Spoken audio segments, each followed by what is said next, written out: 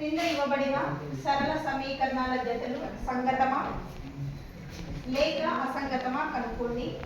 సంగతమైతే graph ద్వారా సాధించండి అన్నారు. సో నిన్న చెప్పిన మీకు రెండు చరరాశులు గల రేఖీయ సమీకరణాలు. ఫస్ట్ సమీకరణం వచ్చేసి a1x + b1y + c1 = 0 ఒకటి, a2x + b2y + c2 = 0. ఈ రెండు సమీకరణాలు సాధించినప్పుడు అందులో మళ్ళా 3 పార్ట్స్గా డివైడ్ అవుతాయి. సో ఫస్ట్ వన్ ఏమి a1/a2 ≠ b1/b2 అయితే కంటిన్యూ రేఖలు ఏర్పడతాయి, ఒకే సాధన ఉంటుంది, సంగత సమీకరణాలు. అవునా? Next second one a1/a2 b1/b2 c1/c2 అయితే ఏకీభవించే రేఖలు ఏర్పడతాయి, అనంతమైన సాధనలు ఉంటాయి, జత పరస్పర సంగత సమీకరణాలను కలిగి ఉంటుంది. నెక్స్ట్ థర్డ్ వన్ వచ్చేసి a1/a2 b1/b2 ≠ c1/c2 అయితే సమాంతర రేఖలు ఏర్పడతాయి, సాధన ఉండదు, అసంగత సమీకరణాలు కలిగి ఉంటుంది. సో ఇప్పుడు సంగతం అయితే గ్రాఫ్ గీయమన్నారు కాబట్టి ఒకసారి చెక్ చేద్దాం. ఓకేనా? సో చూడండి ఫోటో. ఫస్ట్ ఇచ్చిన సమీకరణాలని రెండు చరరాశులు గల రేఖీయ సమీకరణాలతో పోల్చుకుంటాం. అవునా కదా? తెలుసండి. సో ఇక్కడ చూడండి a1 ఎంత, x పక్కన ఏం లేదంటే 1. So 1 b1 1 c1 -5 next a1 2 a2 b2 2 c2 -10 ఎందుకని మీకు తెలుసు. సో ఇప్పుడు a1/a2 a1/a2 అంటే ఏమి 1/a2 అంటే 2. Next b1/b2 1/2.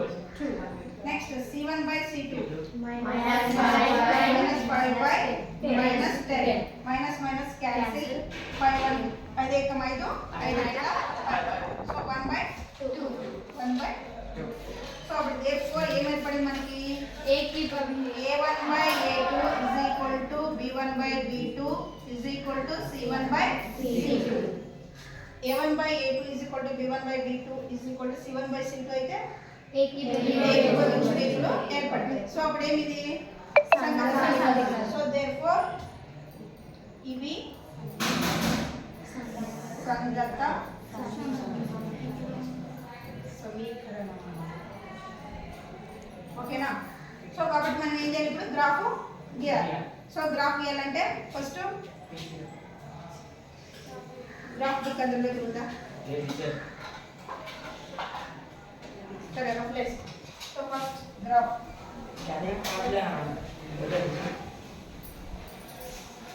So x dash y dash. ఓకేనా? సో స్కేల్ మనం ఎంత తీసుకుంటామో అంత చేయాల్సి ఉంటుంది. ఓకేనా? సో మనం గ్రాఫ్ కావాలంటే ఏం చేయాలి, మనము విలువలు కనుక్కోవాలి కదా. ఈ సమీకరణంలో విలువలు ప్రతిక్షేపించి కనుక్కోవాలి కదా. కనుక్కోవాలి. సో ఫస్ట్ చూడండి సమీకరణం 1 నుండి సమీకరణం ఏముంది, x + y = 5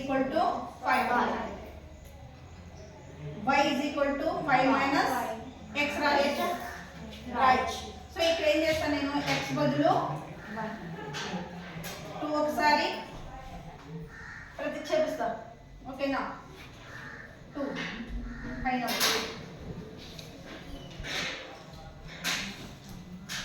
సో x బదులు 2 కదా నేను తీసుకెళ్ళేది. చూడండి సమీకరణంలో ప్రతిక్షేపించండి. 5 - 2 y = ఎంత 3. నెక్స్ట్ x బదులు 3 చేస్తా. y = 5 - x బదులు ఎంత 3. అప్పుడు y = ఎంత 2. నెక్స్ట్ x = 4 చేస్తాం. ఇప్పుడు చెప్పండి.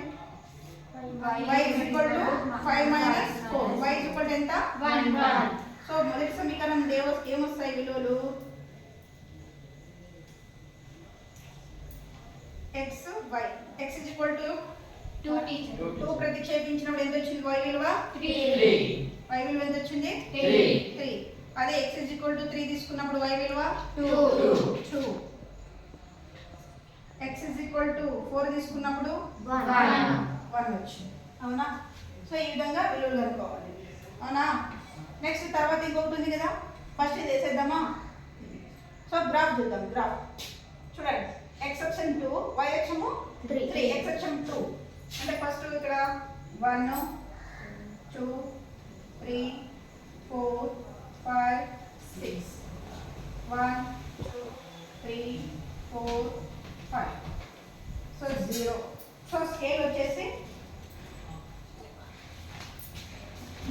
Scale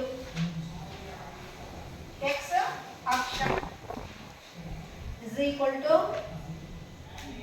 1 centimeter is equal to 1 millimeter.